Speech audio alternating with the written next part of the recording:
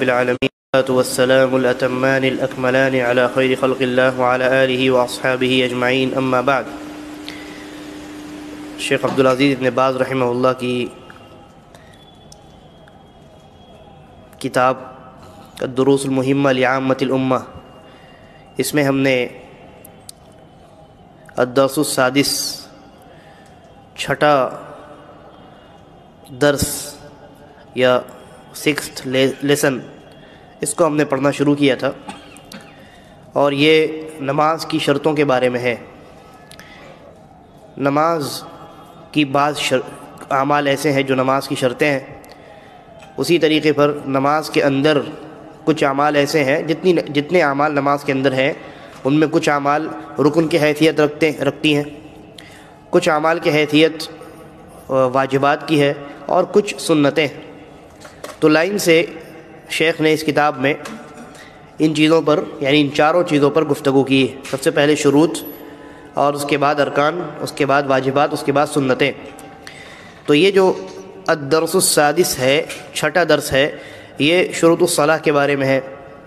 اور اس سے قبل کے درس میں آپ نے یہ سنا کہ شرط جو ہے یہ ایسی چیز ہوتی ہے کہ اگر وہ چیز موجود نہ ہو تو جس چیز کے لیے شرط بنائی گئی ہے وہ چیز بھی پائی نہیں جا سکتی۔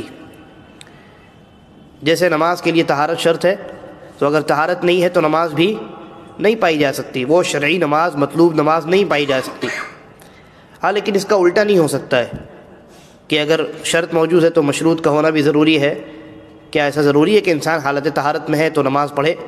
کوئی ضروری نہیں۔ بہرحال تو شرط کا جو بنیادی کانسیپٹ ہے وہ یہ ہے کہ اگر وہ نہ ہو تو جس چیز کے لیے اس عمل کو شرط قرار دیا گیا ہے، یعنی مشروط، اگر شرط نہ ہو تو مشروط نہیں پایا جا سکتا۔ اگر پایا بھی گیا تو وہ مطلوبہ عمل، یعنی جس کو کرنے کا حکم دیا گیا ہے اور جو ویلڈ ہے، وہ نہیں پایا جا سکتا۔ مثلا کسی نے اگر بغیر طہارت کے نماز پڑھ لی تو نماز تو موجود ہے، لیکن کیا وہ مطلوبہ نماز موجود ہے؟ شرعی طریقے پر جس نماز کا مطالبہ کیا گیا ہے وہ نماز، اس نماز کو اس نے ادا کیا ہے؟ نہیں۔ نماز کی جو ہے شیخ ابن باز رحمہ اللہ نے ذکر کیا کہ کل ملا کر کے 9 شرطیں ہیں۔ اسلام، عقل اور تمییز، یہ 3 ہو گئی، اور اس کے علاوہ 6 اور، ایک ایک کر کے انشاءاللہ آج کے درس میں ان چیزوں پر ہم گفتگو شروع کریں گے۔ شرط کے بارے میں ایک بات بڑی اہم یاد رکھیے، کیونکہ ابھی آپ اس کے بعد ارکان کا تذکرہ سنیں گے، پھر واجبات کی بحث آئے گی، پھر سنتوں کا معاملہ آئے گا۔ تو یہ جو 4 چیزیں ہیں، ان چاروں میں سب سے پہلی چیز کیا ہے؟ شرط۔ یہ جو شرط ہوتی ہے یہ عمل کے باہر والی چیز ہوتی ہے، عمل سے پہلے اور عمل کے باہر والی چیز ہوتی ہے۔ شرط عمل کے اندر داخل نہیں ہوتی، اور باقی جو ارکان ہیں، یعنی اس عبادت، اس عمل کے پلرز جو ہیں، واجبات جو ہیں، جو ضروری اعمال ہیں، اور جو سنتیں ہیں، مستحب اعمال ہیں، ان تینوں چیزوں کو اگر آپ دیکھیں گے تو یہ تینوں چیزیں عبادت کے اندر، عمل کے اندر داخل ہوتی ہیں۔ تو ہم یہ جو 9 شرطیں پڑھ رہے ہیں، یہ تمام کی تمام 9 کی 9 شرطیں جو ہیں، یہ ہم نماز کی شرطیں پڑھ رہے ہیں، تو یہ تمام شرطیں نماز سے پہلے اور نماز سے باہر ہے۔ مثال کے طور پہ طہارت کا حاصل ہونا، حالت طہارت میں ہونا، یہ شرط ہے نماز کے لیے۔ تو یہ جو شرط ہے یہ نماز کے باہر پائی جا رہی ہے یا نماز کے اندر؟ نماز کے باہر، یعنی نماز سے پہلے یہ چیز موجود ہے، یہ چیز نماز سے پہلے موجود ہے۔ اسی طریقے پر جتنی شرطیں ہیں یہ تمام چیزیں نماز سے پہلے موجود ہوں گی، نماز کے اندر پیدا نہیں ہوں گی، بلکہ نماز سے پہلے یہ تمام چیزیں موجود ہوں گی۔ تو شرط کے بارے میں یہ بات یاد رکھیے تاکہ آپ کو فرق کرنے میں آسانی ہو سکے۔ نماز کی جو شرطیں ہیں، جو 9 شرطیں ہیں جن کو شیخ ابن باز رحمہ اللہ نے ذکر کیا ہے، ان میں سب سے پہلی شرط ہے، فرماتے ہیں الشرط الاول، انہوں نے لائن سے ذکر کیا ہے، کہا شروط الصلاح وہی 9، کہ نماز کی شرطیں 9 ہیں۔ الاسلام، سب سے پہلی شرط ہے اسلام، یعنی انسان کا مسلمان ہونا۔ انسان اگر مسلمان نہیں ہے، کافر ہے، تو لاکھ نماز پڑھ لے، اس کی نماز ویلڈ ہے، شرعی مطلوبہ نماز ہے؟ نہیں، نماز کا اس سے مطالبہ ضرور ہے۔ دیکھیے یہ بڑا اہم نقطہ ہے، لیکن سہل انداز میں بتانے کی کوشش کرتا ہوں۔ جس طریقے سے ایک مسلمان سے نماز کا مطالبہ شریعت نے کیا ہے، ویسے ہی ایک کافر سے بھی نماز کی ادائیگی کا مطالبہ شریعت نے کیا ہے۔ جی ہاں، یہ الگ بات ہے کہ مسلمان پہلے سے مسلمان ہے تو اب اس کو اور کوئی دوسرا اسٹیپ اس کے سامنے نہیں ہے جس کو کراس کر کے وہ نماز تک پہنچے گا، چنانچہ وہ مسلمان ہے اس لیے سیدھا سیدھی وضو بنا کر کے نماز کے لیے کھڑا ہو جاتا ہے، مطلوبہ نماز ادا کرتا ہے۔ لیکن جو کافر ہے اس کے سامنے نماز تک پہنچنے کے لیے ایک بہت بڑا اسٹیپ باقی ہے، بھی مین اسٹیپ باقی ہے، اور وہ ہے اسلام لانا۔ تو مطالبہ دونوں سے ہے، ایک نے اسٹیپ کو پار کر لیا، وہ جو مین اسٹیپ ہے اس اسٹیپ کو اس نے پار کر لیا، یعنی مسلمان نے اسلام اس کے اندر موجود ہے، قبول کر لیا اس نے اسلام، اور جو کافر ہے اس نے اس مین اسٹیپ کو پار نہیں کیا ہے، چنانچہ اس وجہ سے وہ نماز ادا ہی نہیں کر سکتا، لیکن مطالبہ اس سے نماز کا ہے۔ اب اس سے کیا فرق پڑتا ہے؟ فرق اس طریقے پر پڑتا ہے کہ اگر ہم یہ کہتے ہیں کہ جس طریقے سے مسلمان سے نماز کی ادائیگی مطلوب ہے اسی طریقے پر کفار سے بھی نماز کی ادائیگی مطلوب ہے، گرچہ اس سے پہلے یہ مطلوب ہے کہ وہ اسلام قبول کرے، ہے کہ نہیں؟ تو اس کا نتیجہ یہ نکلتا ہے کہ جس طریقے سے مسلمان نماز چھوڑے تو اس کو اللہ تعالیٰ گناہ دیتا ہے، قیامت میں پکڑ ہوگی، اسی طریقے پر کفار بھی نماز چھوڑتے ہیں تو ایک ان کا جو کفر ہے اس کا عذاب، اور ایک دوسرا نماز چھوڑنے کا عذاب۔ اس کی دلیل کیا ہے؟ اس کی دلیل سورہ المدثر کے اندر ہے۔ اللہ تبارک و تعالیٰ نے فرمایا کہ وہ جو جنتی ہیں وہ جنتی جہنمیوں سے سوال کریں گے، پوچھیں گے جہنم میں جانے کے اسباب، ان سے پوچھیں گے کیا بات ہے، کیوں جہنم میں گئے؟ ما سلککم فی سقر، ما سلککم فی سقر، سقر یہ جہنم کا نام ہے، ایک جہنم کی ایک وادی، یہ جہنم کا ایک نام ہے۔ بہرحال تو جنتی پوچھیں گے تمہیں کن اعمال نے سقر میں ڈال دیا، جہنم میں ڈال دیا؟ تو وہ کفار کیا جواب دیں گے، وہ کافر مشرک لوگ کیا جواب دیں گے؟ وہ کہیں گے لم نک من المصلین، ہم نماز ادا کرنے والے نہیں تھے، یعنی ہم کفر کی وجہ سے، شرک کی وجہ سے تو یا جہنم میں پڑے ہوئے ہیں، وہ تو ایک بنیادی رئیسی سبب ہے، لیکن اس کے ساتھ ساتھ لم نک من المصلین، ہم نماز بھی نہیں پڑھتے تھے، یعنی نماز نہ پڑھنے کا بھی ہمیں عذاب دیا جا رہا ہے۔ وَلَمْ نَكُ نُطْعِمُ الْمِسْكِينَ، اور ہم مسکینوں کو کھانا بھی نہیں کھلاتے تھے۔ اور آگے آیات پڑھ لیجئے تو کئی چیزوں کا تذکرہ ہے۔ وَكُنَّا نَخُوضُ مَعَ الْخَائِضِينَ، اور جو غلط سلط باتوں میں، الٹی سیدھی باتوں میں لگے رہتے تھے، ہم بھی ان کے ساتھ لگے رہتے تھے۔ تو رئیسی سبب، مین جو ریزن ہے ان کے جہنم میں جانے کا، وہ تو کفر ہے، وہ شرک ہے، لیکن ان کے عذاب میں اضافہ ہوتا رہے گا ان اعمال کو چھوڑنے کی وجہ سے، چنانچہ انہیں کفر کو اپنانے اور اسلام چھوڑنے کی وجہ سے بھی عذاب ہوگا، اور نماز کو ترک کرنے کا عذاب بھی ان کو دیا جائے گا۔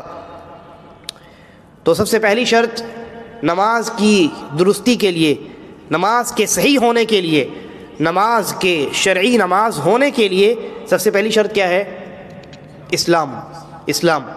اگر کوئی انسان مسلمان ہی نہیں ہے، مشرک ہے، کافر ہے یا ملحد ہے، تو اس کا وہ عمل صرف اٹھک بیٹھک۔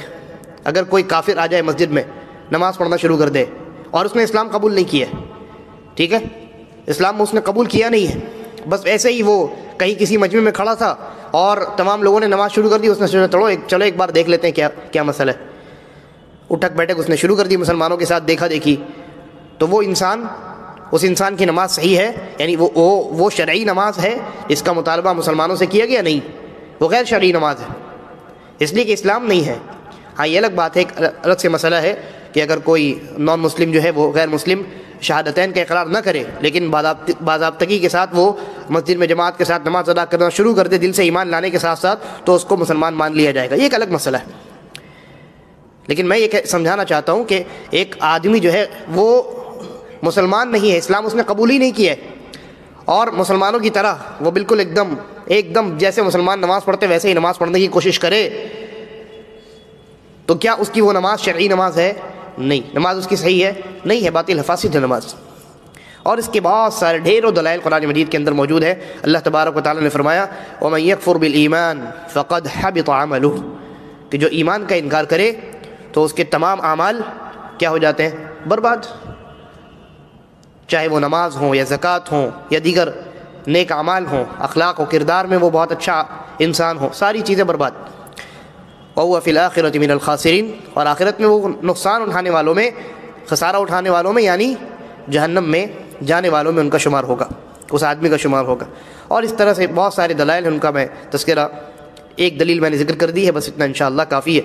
بہت ساری آیتیں اس سلسلے میں موجود ہیں شرک اور کفر کے تعلق سے، جہاں اللہ تبارک و تعالیٰ نے شرک اور کفر کی وجہ سے انسان کے اعمال کے برباد ہو جانے کا تذکرہ کیا ہے، کئی آیات، بلکہ انبیاء کو بھی مخاطب کیا گیا ہے، کئی انبیاء کا تذکرہ کیا گیا، اور پھر اللہ تبارک و تعالیٰ نے فرمایا لئن اشرکوا لیحبطن عملهم، کہا کہ اگر یہ لوگ بھی شرک کرتے تو ان کے بھی نیک اعمال جو ہیں وہ سب کے سب کیا ہو جاتے؟ برباد ہو جاتے۔ لئن اشرکوا، اگر یہ لوگ بھی شرک کرتے، ولو اشرکوا لحبط عنہم ما كانوا يعملون، یہ آیت ولو اشرکوا، اگر انہوں نے بھی شرک کیا ہوتا، یہ انبیاء 17-18 انبیاء کا تذکرہ کیا گیا، اس کے بعد یہ آیت کہ اگر انہوں نے بھی، ان انبیاء بڑے بڑے اجلہ اور بزرگ انبیاء نے بھی اگر شرک کیا ہوتا تو ان کے بھی اعمال برباد ہو جاتے، غارت ہو جاتے۔ اور اللہ کے نبی صلی اللہ علیہ وسلم کو مخاطب کیا گیا، کہا لئن اشرکت لیحبطن عملک، اے نبی صلی اللہ علیہ وسلم اگر آپ نے بھی شرک کیا ہوتا، حالانکہ اللہ کے نبی صلی اللہ علیہ وسلم شرک سے پاک ہے، مبرہ ہے، منزہ ہے، آپ اس قبیح عمل میں ہرگز کبھی نہ مبتلا ہوئے، اسلام سے پہلے اور نہ اسلام کے بعد اللہ نے آپ کو اس میں مبتلا ہونے دیا۔ یعنی اسلام بعثت سے پہلے بھی، نبی بنائے جانے سے پہلے بھی اللہ کے رسول صلی اللہ علیہ وسلم اللہ کی حفاظت میں تھے۔ تو اللہ رب العالمین نے فرمایا لیکن اگر بالفرض ولو اشرکت، کیا آیت ہے؟ لئن اشرکت لیحبطن عملک، کہ اگر آپ نے بھی شرک کیا ہوتا تو آپ کے بھی یہ تمام نیک اعمال برباد کر دیے جاتے۔ نیک اعمال میں تمام نیک اعمال شامل، نماز، روزہ، حج، زکوٰۃ وغیرہ، امر بالمعروف نہی عن المنکر، دعوت اللہ، جہاد، ہجرت، تمام نیک اعمال شامل ہیں، لیکن اللہ تبارک و تعالیٰ نے اپنے نبی کو محفوظ رکھا ہے ان تمام چیزوں سے۔ تو جب نبی کے بارے میں اتنی بڑی بات کہہ دی گئی تو باقی اور کون بچتا ہے؟ بہرحال تو یہ پہلی شرط ہے، اسلام لانا یہ پہلی شرط ہے نماز کے صحیح ہونے کے لیے، نماز کے درست ہونے کے لیے۔ دوسری شرط ہے، شیخ کہتے ہیں العقل، عقل موجود ہونا۔ ایک آدمی جو صاحب عقل ہو، ذی شعور انسان ہو، اسی کی نماز درست ہو سکتی ہے۔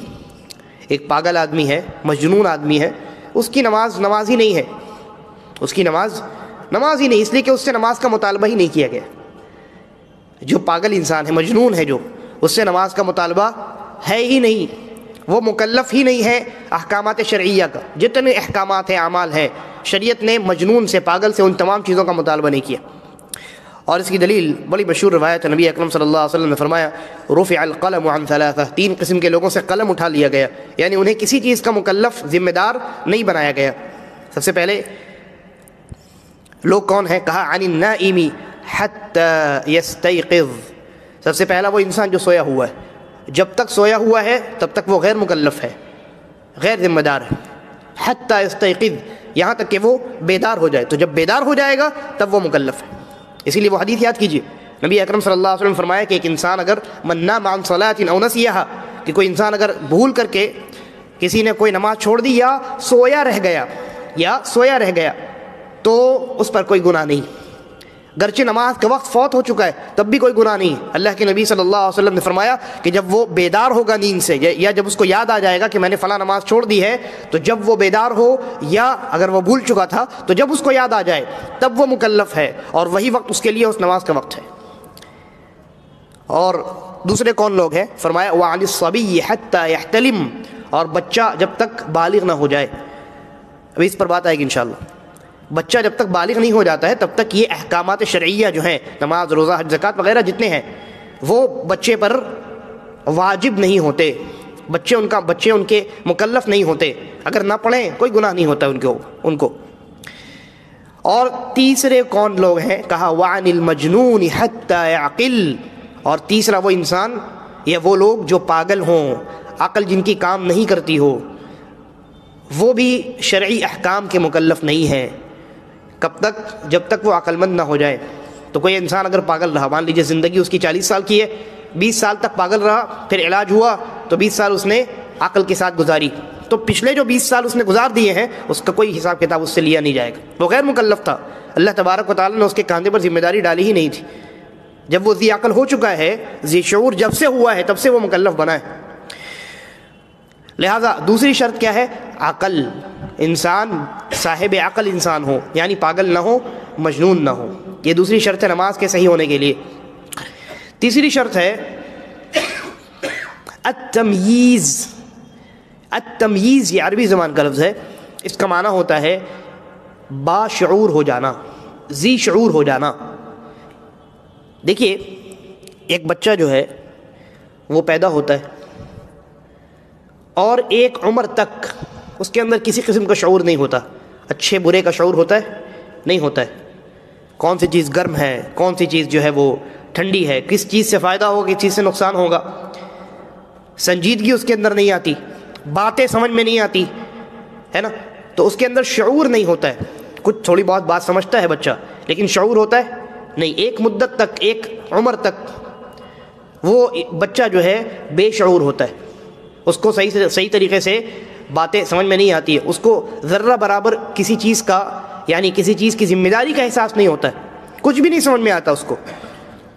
کھیل کود کرتا رہتا ہے، کھانا پینا کرتا ہے اور بس اسی میں لگا رہتا ہے. تو بچے جو ہے وہ ایک ایج، ایک خاص ایک عمر تک وہ بچے ذی شعور نہیں رہتے. لیکن ایک خاص عمر ہوتی ہے، اس عمر میں پہنچ کر کے عام طور سے بچے جو ہیں وہ سمجھدار ہو جاتے ہیں، باشعور ہو جاتے ہیں. پھر ان کو ڈانٹنے کا بھی اثر ہوتا ہے، سمجھانے کا بھی فائدہ ہوتا ہے، اور وہ ان کے اندر سنجیدگی آنی شروع ہو جاتی ہے. تو یہ جو بچے کا زمانہ جو گزر چکا، ایسا زمانہ جس میں بچے کے اندر کوئی شعور نہیں تھا، کسی چیز کی سمجھ نہیں تھی، اس پیریڈ میں شریعت نے بچے کو مکلف نہیں بنایا. مکلف کیا، بلکہ بچے اگر بچپنے میں نماز ادا کر دیں، جیسے 2 سال کا 3 سال کا بچہ ہے، ماں باپ کو دیکھتا ہے نماز پڑھ رہے جائے نماز پر، تو کھڑا ہو جاتا ہے نا، وہ بھی رکوع سجود کرتا ہے کہ نہیں کرتا ہے. اور اگر نہ پڑھے، یعنی باپ نے کہا کہ چلو بچے کو کہا 3 سال کا بچہ ہے نماز پڑھنے کے لیے کھڑے ہو جاؤ، فجر کی نماز پڑھو، ظہر کی نماز کے وقت میں بچوں کو تلقین کی گئی، لیکن بچے نے مانا نہیں، بچے کھیل میں چلے گئے. وہ بچہ جو ہے اپنے والد کی بات نہیں سنا اس نے، اور وہ چلا گیا کھیلنے کے لیے. تو کیا اس کو گناہ ہوگا؟ نہیں ہوگا. اور اس کی نماز صحیح ہوگی؟ نماز صحیح نہیں ہوگی اس کی. وہ بچہ نیت باندھ رہا ہے، رفع الیدین کر رہا ہے، رکوع کر رہا ہے، سجدے کر رہا ہے، اس کی وہ نماز کہلائے گی؟ نہیں کہلائے گی. تو جب تک وہ بچہ باشعور نہیں ہو جائے، نماز اس کی وہ اٹھک بیٹھک، اس کو نماز کا نام نہیں دیا جا سکتا. ہاں اس کا یہ مطلب نہیں ہے کہ آپ بچے کو چھوڑ ہی دیں بالکل، بلکہ بچے جو ہے والدین کو دیکھ کر کے سیکھتے ہیں. لہذا وہ ان کی ایک وہ تربیت ہو رہی ہے، غیر ارادی طور پہ تربیت ہو رہی. آپ نماز گھر میں ادا کر رہے ہیں، آپ کی دیکھا دیکھی آپ کا بچہ بھی وہ بچپن سے تربیت حاصل کر رہا ہے بغیر آپ کے سمجھائے سکھائے. لیکن بچے جب ممیز ہو جاتے ہیں، یہی سن شعور کو پہنچ جاتے ہیں، جب وہ اب ان کے اندر سمجھداری پیدا ہو جاتی ہے، تب ان کی نمازیں درست ہونی شروع ہو جاتی. یعنی اب ان کی نمازیں جو ہیں وہ ویلڈ ہیں، ان کو ان نمازوں پر ثواب دیا جائے گا. تو یہ کون سی عمر ہوتی ہے؟ عام طور سے یہ 7 سال کی عمر ہوتی، جیسا کہ نبی اکرم جناب محمد الرسول اللہ صلی اللہ علیہ وسلم نے فرمایا مروا اولادکم بالصلاۃ وهم ابناء 7 سنین، کہ اپنے بچوں کو نماز کا حکم دو جب وہ 7 سال کے ہو جائیں. اس لیے کہ یہ ایوریج عمر ہے. عام طور سے جو بچے سنجیدہ ہوتے ہیں، باشعور ہوتے ہیں، سن شعور کو پہنچتے ہیں، وہ کس عمر میں؟ 7 سال کی عمر میں. اس سے پہلے بھی بعض بچے بہت زیادہ انٹیلیجنٹ ہوتے ہیں تو پہنچ جاتے ہیں، سمجھدار پہلے ہی ہو جاتے ہیں.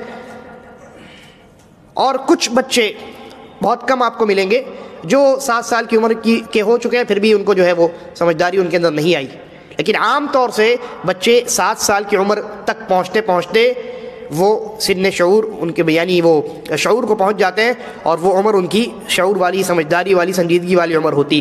تو سن شعور کو پہنچنے کے بعد یہ 7 سال والی جو عمر ہے، اس عمر تک پہنچنے کے بعد اب بچے جب نماز ادا کریں گے تو ان کی نماز کاؤنٹ کی جائے گی، اب ان کی نماز درست ہوگی۔ لہذا سن شعور یہ نماز کے صحیح ہونے کے لیے کیا ہے؟ شرط ہے۔ اگر کوئی بچہ سن شعور کو نہیں پہنچا ہے، 3 سال کا بچہ نماز ادا کر رہا ہے، تو کیا اس نماز کو نماز کہہ سکتے ہیں؟ نہیں کہہ سکتے آپ۔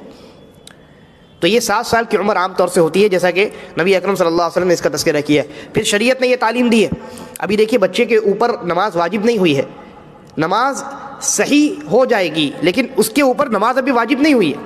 یہ جو میں سن شعور کا تذکرہ کر رہا ہوں، 7 سال کی عمر میں بچے سمجھدار ہو جاتے ہیں، یہ نماز کے صحیح ہونے کے لیے شرط ہے۔ اس نماز کے بچے کے اوپر واجب ہونے کے لیے شرط ہے کیا؟ نہیں ہے۔ بچے کے اوپر نماز تو جب بالغ ہو جائے بچہ، جیسا کہ حدیث گزری، اللہ کے نبی نے کیا فرمایا؟ 3 لوگوں سے قلم اٹھا لیا گیا، یعنی اگر وہ کچھ کوتاہی گڑبڑی کریں تو کوئی پکڑ نہیں ہوگی ان کی۔ ان میں سے ایک کون ہے؟ الصبی، بچہ، حتی یحتلم، یہاں تک کہ وہ بالغ نہ ہو جائے۔ جب بالغ ہوگا تب نماز اس کے اوپر واجب ہوگی، لیکن ابھی بچے کے اوپر کوئی نماز واجب نہیں ہے۔ لیکن نماز اس کی صحیح کب ہوگی؟ جب وہ سن شعور کو پہنچ جائے، باشعور ہو جائے، 7 سال کی عمر ہو جائے، یا اگر اس سے پہلے سمجھدار ہو گیا ہے، سنجیدہ ہو گیا ہے، تو ٹھیک ہے، اس کی نماز درست ہوگی اور صحیح ہوگی۔ اب اس کے بعد شریعت نے کیا تعلیم دی؟ اللہ کے نبی صلی اللہ علیہ وسلم نے فرمایا کہ وہ جب 10 سال کی عمر تک پہنچ جائے، کہا وَضْرِبُوهُمْ عَلَيْهَا وَهُمْ أَبْنَاءُ 10 سنین، کہ جب وہ 10 سال کا ہو جائے اور 7 سال سے لے کر 10 سال تک تم نے تلقین کی ہے، 8 9 10 3 سال اس کی تم نے نرمی سے اور پیار سے، محبت سے اس کو تم نے تلقین کی ہے نماز کی، بار بار ٹوکتے رہے، بار بار اس کی تربیت کرتے رہے اور بار بار اس کو نصیحت کرتے رہے۔ 3 سال تم نے اس کے اوپر محنت کیا کہ بچے نماز پڑھ لو، دیکھو ظہر کا وقت ہے، عصر کا وقت ہے، کبھی آپ مسجد میں اس کو لے کر کے آ گئے، کبھی آپ تنہا پڑھ رہے تو اپنے ساتھ اس کو پڑھایا آپ نے 3 سال اس پر محنت کی۔ لیکن 10 سال کا ہو گیا بچہ، 7 سے لے کر کے 10 سال، شریعت کہتی ہے اگر تلقین کے باوجود، 10 سال کی عمر کو پہنچنے کے باوجود بچہ ابھی بالغ نہیں ہوا ہے، بالغ ابھی نہیں ہوا 10 سال میں، کچھ بچے ہوتے ہیں جو ہو جاتے ہیں لیکن عام طور سے بچے 10 سال میں نہیں ہوتے، تو شریعت نے کہا کہ 10 سال کا جب بچہ ہو جائے اور پھر بھی نماز نہ ادا کرے، فَضْرِبُوهُمْ عَلَيْهَا، تو نماز چھوڑنے پر تادیبی کارروائی کرو، ضرب لگاؤ، سختی کرو اس کے ساتھ۔ اس بات کی اجازت شریعت نے دی ہے۔ یہاں سے ایک بات یہ بھی معلوم ہوئی کہ بچوں کے ساتھ اگر سختی کی ضرورت پیش آئے تو حتی الامکان اس کے ساتھ سختی کی جا سکتی ہے۔ حتی الامکان سے مراد کہ یہ جو سختی اس کے اوپر ہو وہ جارحانہ طور پہ نہ ہو، یعنی ایسا اس طریقے سے آپ نے پٹائی کر دی اس کی کہ ہڈی ٹوٹ گئی،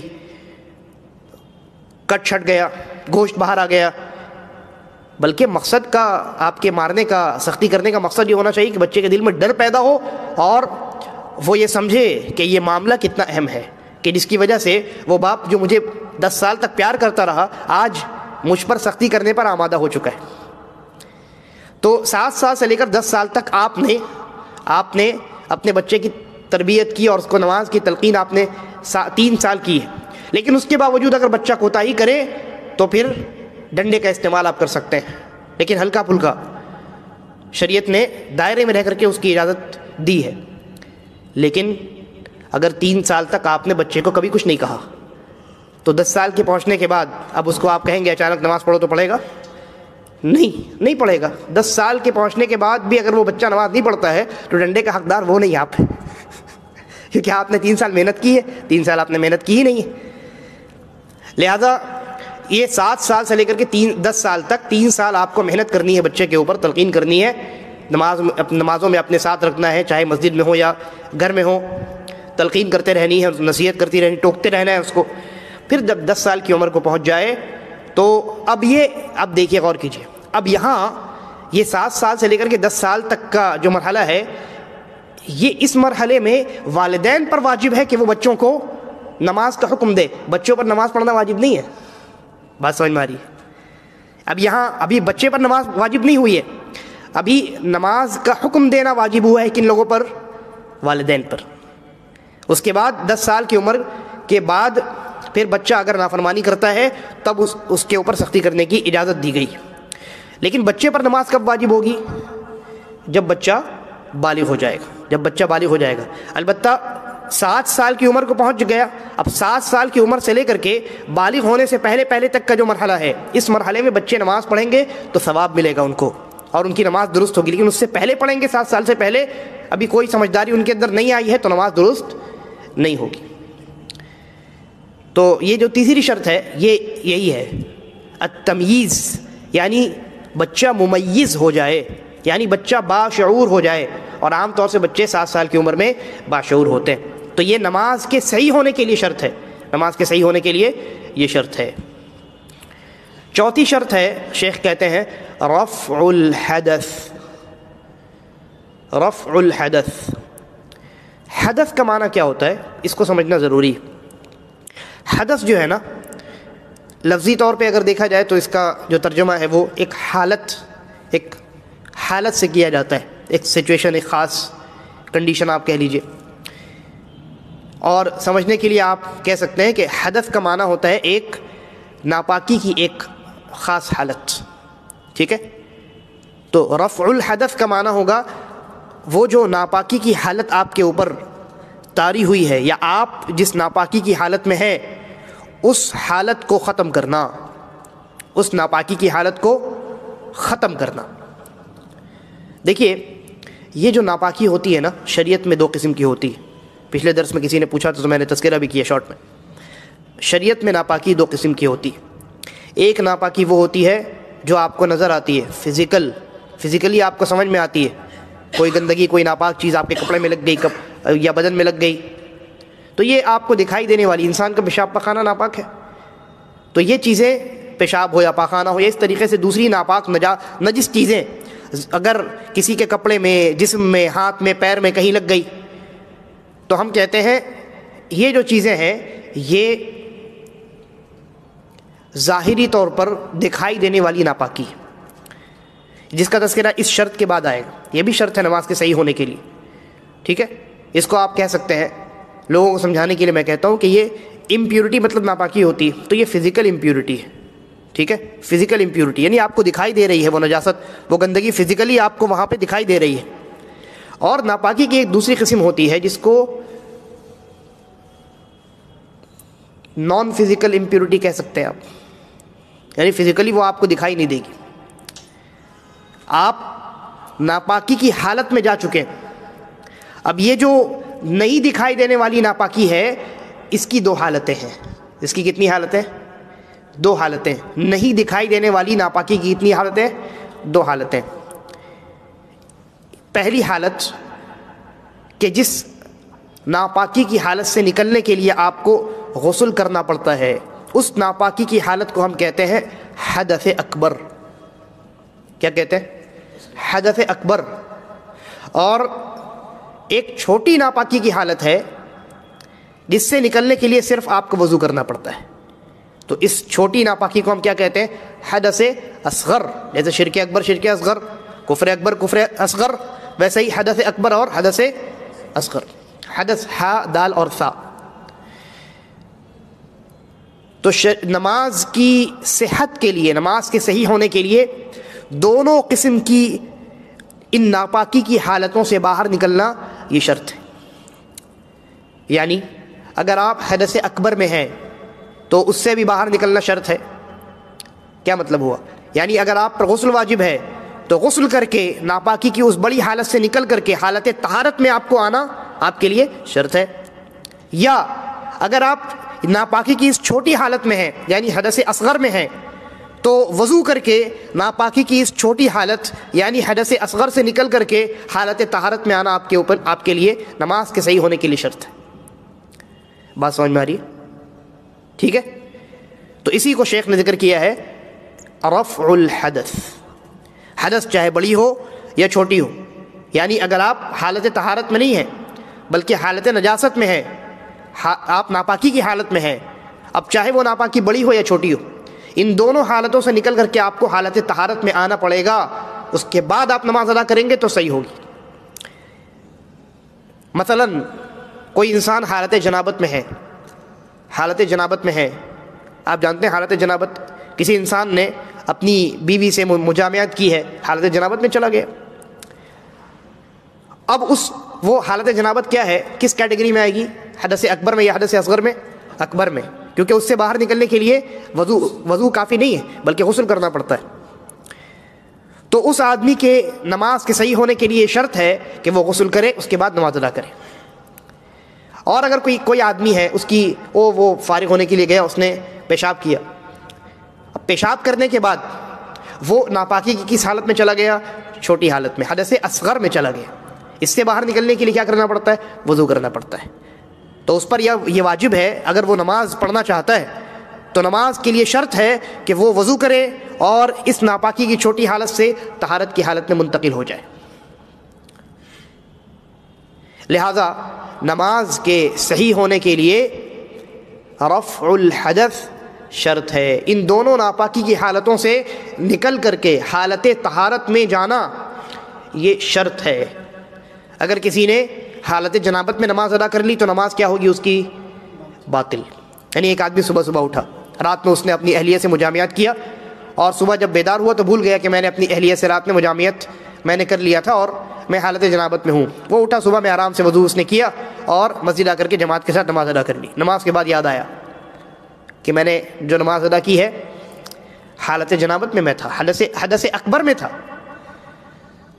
اور حدث اکبر سے نکلنے کے لیے تو غسل کرنا ہوتا ہے، اور میں نے خالی وضو کیا۔ تو کیا اس انسان کی نماز صحیح ہوئی؟ نہیں ہوئی۔ وہ انسان کیا کرے گا؟ غسل کرے گا، غسل کرنے کے بعد دوبارہ نماز ادا کرے گا۔ کلیئر ہے؟ ایک دم بات سمجھ میں آ رہی ہے؟ بہت بنیادی بات ہے۔ یا حدث اصغر کی مثال لے لیجئے، ایک آدمی اس نے عصر کے وقت میں وضو بنایا تھا، اس کے بعد جب مغرب کا وقت آیا تو اس نے یاد کیا، اسے لگا کہ ہاں میں تو وضو سے ہوں، ابھی تو عصر میں میں نے وضو بنایا تھا، اور ابھی ویسے بھی 1 گھنٹہ ہے، 1-1.5 گھنٹہ عصر اور مغرب کے درمیان ہے کہ نہیں؟ تو مغرب کے نماز سے پہلے اس نے سوچا، اسے لگا کہ ہاں میں تو حالت وضو میں ہوں، نماز اس نے مغرب کی پڑھ لی۔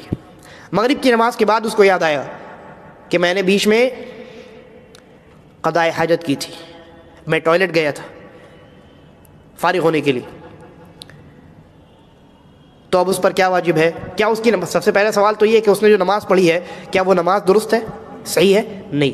اس پر واجب کیا ہے؟ وضو کرے، دوبارہ نماز ادا کرے، وضو کرے اور دوبارہ نماز ادا کرے، کیونکہ وہ نماز، اس نماز کے صحیح ہونے کے لیے جو شرط تھی طہارت، رفع الحدث، ناپاکی کی حالت سے باہر نکلنا، حالت طہارت میں ہونا، یہ نہیں پایا گیا، یہ شرط نہیں پائی گئی، لہذا نماز نہیں پائی جائے گی، شرعی نماز، مطلوبہ نماز نہیں پائی جائے گی۔ اس لیے اس پر واجب ہے کہ دوبارہ وضو کرے اور نئے سرے سے نماز ادا کرے۔ یا یہ تو میں نے مثال دی کہ نماز کے بعد یاد آیا اس کو، نماز کے درمیان یاد آ گیا، چلیے ایک آدمی نماز میں کھڑا ہوا، اللہ اکبر بول کر کے نماز شروع کی اس نے، اور اس کو یاد آیا کہ مجھ پر تو غسل واجب ہے۔ فجر کی نماز میں مسجد پہنچا، اور جیسے ہی امام صاحب نے نماز شروع کی، اس نے نماز شروع کی اس آدمی نے امام صاحب کے ساتھ، اور ابھی سورۃ الفاتحہ شروع ہوئی، اس آدمی کو یاد آ گیا کہ میں تو حالت جنابت میں ہوں، کیا کرے گا؟ بعض لوگ السلام علیکم ورحمۃ اللہ، السلام علیکم ورحمۃ اللہ کر کے تب نکلتے ہیں نماز سے۔ جی نہیں، آپ کو وہیں چھوڑ دینا ہے۔ آپ نماز میں داخلی کب ہوئے کہ آپ السلام کے ذریعے سے نماز سے باہر نکلیں گے؟ کیونکہ آپ کا داخل ہونا وہی انویلڈ ہے، باطل ہے۔ آپ کی شرعی نماز شروع ہی نہیں ہوئی، اس لیے کہ شرعی نماز کے شروع ہونے کے لیے طہارت شرط ہے، اور آپ تو حدث میں ہے، حدث اکبر میں ہے، آپ کے اوپر غسل واجب ہے۔ یا کوئی انسان نماز پڑھنے کے لیے کھڑا ہوا، اس کو یاد آیا کہ میں تو حالت وضو سے نہیں ہوں، حالت وضو سے نہیں ہوں، میں نے ابھی ٹوائلٹ کا استعمال کیا تھا، قضاء حاجت کرنے کے لیے میں گیا تھا اور میرے اوپر وضو واجب ہے۔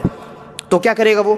دونوں صورتوں میں وہ انسان وہی اپنی نماز توڑ ڈالے گا، اس کو سلام پھیرنے کی اور کسی چیز کی کوئی ضرورت نہیں، وہ بس جیسے ہے وہ اپنی جگہ سے اٹھے گا اور جا کر کے اگر غسل واجب ہے تو غسل کرے گا، اور اگر وضو واجب ہے تو وہ وضو کرے گا، اس کے بعد آ کر کے نئے سرے سے اسٹارٹنگ سے نماز شروع کرے گا۔ 1 رکعت پڑھ لی تھی اگر اس نے فجر کی، تو آ کر کے پھر وہیں سے جوائن نہیں ہوگا وہ، کیونکہ وہ 1 رکعت جو اس کی ہے وہ تو باطل ہے، کینسل۔ طہارت کے بعد غسل یا وضو کے ذریعے سے طہارت جو اس نے حاصل کر لیا، اس کے بعد وہ نئے سرے سے کیا کرے گا؟ نماز شروع کرے گا۔ اچھا، ایک مسئلہ یہ ہے، امام صاحب نے نماز شروع کی، نماز شروع کرنے کے بعد نماز انہوں نے مکمل کر لی، مان لیجیے فجر کی نماز. اس کے بعد سارے مصلی گھر کو چلے گئے. امام صاحب کو یاد آیا کہ میں تو حالت جنابت میں تھا، میرے اوپر غسل واجب تھا، اور میں نے اسی حالت میں غلطی سے، جان بوجھ کر نہیں، غلطی سے میں نے لوگوں کو نماز پڑھا دی ہے. تو اب سوال یہ ہے کہ امام کی نماز کا کیا حکم ہے اور ماموم کی نماز کا، یعنی مقتدیوں کی، مصلیوں کی نماز کا کیا حکم ہے؟ جواب یہ ہے کہ اس امام پر واجب ہے کہ وہ صرف اپنی نماز دہرائے، مصلیوں پر نماز دہرانا واجب نہیں ہے. اور اس کی دلیل کئی آثار ہیں صحابہ کرام کے، جن میں سے ایک اثر حضرت عمر بن الخطاب رضی اللہ عنہ کا ہے. ایک مرتبہ انہوں نے اسی طریقے سے، غالباً مجھے جہاں تک یاد آتا ہے، فجر ہی کی نماز انہوں نے پڑھائی، اور لوگ جب چلے گئے تو اس کے بعد انہیں یاد آیا کہ میں تو حالت جنابت میں تھا. پھر انہوں نے غسل کیا، اور پھر اس کے بعد انہوں نے صرف اپنی نماز دہرائی. باقی جتنے مصلی تھے ان تمام نے کسی ایک صحابی نے بھی اپنی نماز نہیں دہرائی.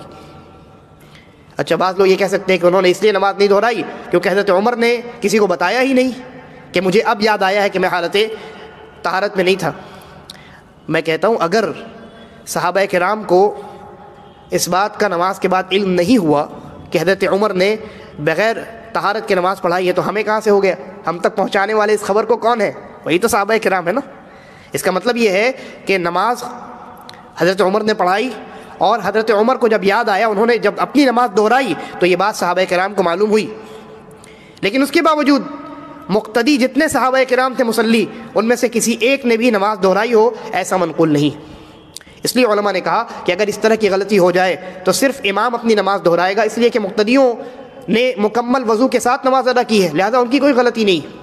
تو امام پر واجب ہوگا کہ وہ اپنی نماز دہرائے، مقتدیوں پر واجب نہیں ہے کہ وہ اپنی نماز دہرائے. یہ کب؟ جب مقتدیوں کو معلوم نہیں تھا اور نماز ختم ہو چکی. لیکن اگر کسی مقتدی کو معلوم ہے کہ امام صاحب بغیر وضو کے نماز پڑھا رہے ہیں، مان لیجئے امام بھولا ہوا ہے، مقتدی کو معلوم ہے کہ یہ بغیر وضو کے نماز پڑھا رہے ہیں، یا امام کو یاد ہے پھر بھی جان بوجھ کر کے کوئی شیطانی کر رہا ہے، تو اگر مقتدی کو معلوم ہے تو اس کی نماز درست نہیں ہے. نہ امام کی نماز درست ہے اور نہ مقتدی کی نماز درست ہے. یہ جو مسئلہ میں نے بتایا ہے، یہ ایسی سچویشن میں بتایا ہے کہ امام نے غلطی سے بغیر طہارت کے نماز پڑھا دی، اور مقتدیوں کو لگا کہ ہاں امام صاحب تو وضو کر کے آئے ہوں گے، لیکن بعد میں معلوم ہوا کہ نہیں، امام صاحب نے وضو نہیں کیا تھا. امام صاحب کو خود نہیں معلوم تھا، بعد میں ان کو یاد آیا. تو صرف امام صاحب پر واجب ہے کہ وہ وضو کریں، یا اگر غسل واجب ہے تو غسل کریں اور اپنی نماز دہرائیں. مقتدیوں پر نماز کا دہرانا کیا ہے؟ واجب نہیں ہے. اسی طریقے پر یہ تو مثال میں نے دی ہے کہ نماز کے بعد اگر امام کو یاد آئے، اگر دوران نماز یاد آئے، فجر کی ایک رکعت پڑھانے کے بعد امام صاحب کو یاد آیا کہ میں حالت وضو سے نہیں ہوں، تو کیا کریں گے امام صاحب؟ امام صاحب پر شریعت نے جو چیز ان کو سکھائی ہے وہ یہ ہے کہ امام صاحب یا تو لوگوں سے کہیں گے کہ انتظار کرو، میں وضو کر کے آتا ہوں، اور جب وہ واپس آئیں گے نئے سرے سے پھر سے نماز پڑھائیں گے. یا دوسرا آپشن ان کے پاس یہ ہے کہ پیچھے سے کسی کو آگے بڑھا دیں اور کہیں کہ آپ نماز پڑھائیے نئے سرے سے، سٹارٹنگ سے، شروع سے. اس لیے کہ امام صاحب نے جو ایک رکعت پڑھائی ہے وہ بغیر وضو کے پڑھائی ہے یا بغیر طہارت کے انہوں نے پڑھائی ہے، اور یہ بات سب کو معلوم ہو چکی. تو دو آپشن ہے امام صاحب کے پاس. ایک تو یہ کہ وہ لوگوں سے کہیں کہ کھڑے رہو، جیسا کہ رسول اللہ صلی اللہ علیہ وسلم کے ساتھ اس طرح کا واقعہ پیش آیا ہے فجر کی نماز میں. تو اللہ کے نبی نے کہا انتظار کرو، میں آتا ہوں، پھر آپ نے غسل کیا اور آ کر کے آپ نے نماز پڑھائی. یہ پہلا آپشن. دوسرا آپشن یہ ہے کہ وہ کسی کو آگے بڑھا دے اور کہیں کہ تم نئے سرے سے لوگوں کو نماز پڑھاؤ، اس لیے کہ میں حالت طہارت میں نہیں تھا، لہذا وہ جائے اور طہارت حاصل کرے، چاہے غسل یا وضو جس صورت میں اس کے اوپر واجب تھا، اس کے بعد آ کر کے وہ جماعت میں شامل ہو جائے.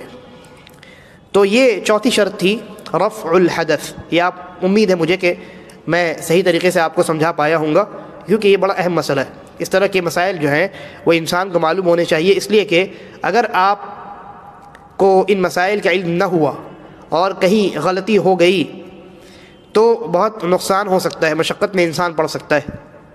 اس لیے ان مسائل کا جاننا ضروری ہے. تو یہ چوتھی شرط تھی. اس کے بعد وہ جو پانچویں شرط ہے، یہ تو ہم نے بات کی ہے کس کے بارے میں؟ نان فزیکل امپیورٹی کے بارے میں۔ اب جو ہے فزیکل امپیورٹی جو ہوتی ہے، جو ظاہری طور پہ جو یعنی آپ کو دکھائی دینے والی جو ناپاکی ہوتی ہے، جیسے انسان کا پیشاب پخانہ وغیرہ، یہ اگر کپڑے پہ لگ گیا یا کسی کو معلوم ہوا کہ میں اسی حالت میں نماز ادا کر رہا ہوں تو کیا کرے گا انسان، انشاءاللہ ان مسائل پر بہت ہی شارٹ میں مختصر انداز میں ہم اگلے درس میں گفتگو کریں گے۔ اللہ تبارک و تعالی ہم تمام کو نیک سمجھ کی توفیق عطا فرمائے، تمام شروط، ارکان، واجبات اور سنتوں کا خیال کرتے ہوئے تمام نمازوں اور بقیہ تمام عبادات کو انجام دینے کی توفیق بخشے، اور ہم تمام کا خاتمہ ایمان اور اسلام پر کرے۔ ھذا واللہ اعلم و صلی اللہ علی نبینا وسلم۔